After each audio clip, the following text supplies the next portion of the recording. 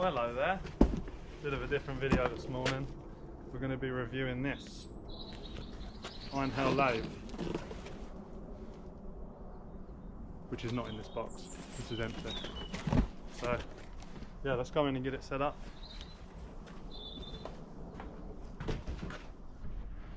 So I've got it all built. I'll go through a few bits with you. This bed bolts together to make it 1000 millimeters between centres. I think between centres. My old lathe was the same, and I could spin. I think this back was spun on there, so little things I want to point out. The tool rest has got a flat side here, which is pretty good when you're locking it off. It makes it a little bit more sturdier so it doesn't move.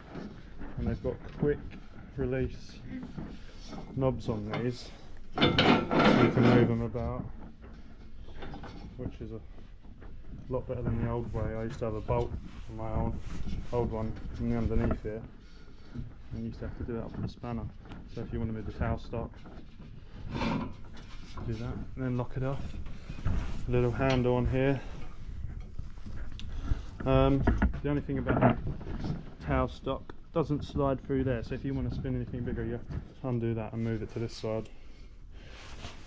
On my old one you could slide it the whole way along the carriage, so but that's nothing too serious. It hasn't got a screen here to tell you which pulley you're on, and so I'm just going to open the door up on the side and write the speeds on the inside of the door, so whenever I'm changing the belt I know what speed's what.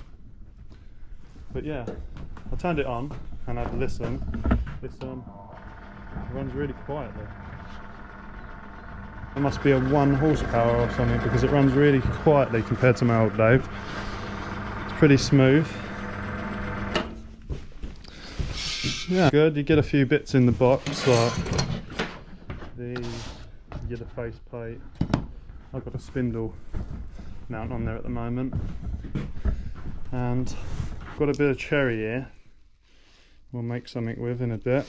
But first thing is, now that it's set up, I've got to tidy this whole area and get everything out of the way. Get that lathe over there fixed down. Get this one out of the way.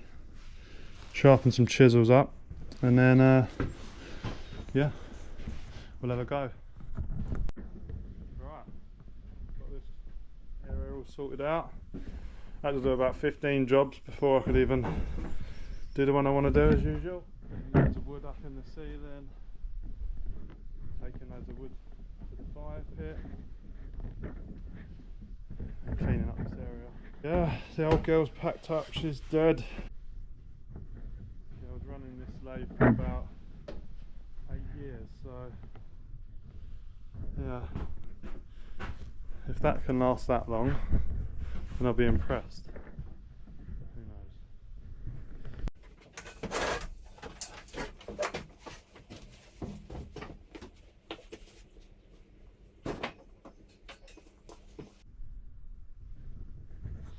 What I've done off camera is just some screws and washers on all these points.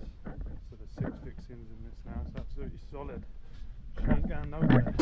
So as I started roughing out this piece of wood, I realised that it was stopping, and I don't know if it's down to my tools not being sharp enough, but I changed the RPM and it was fine. So I think I'm going to make one of these. An old school police button.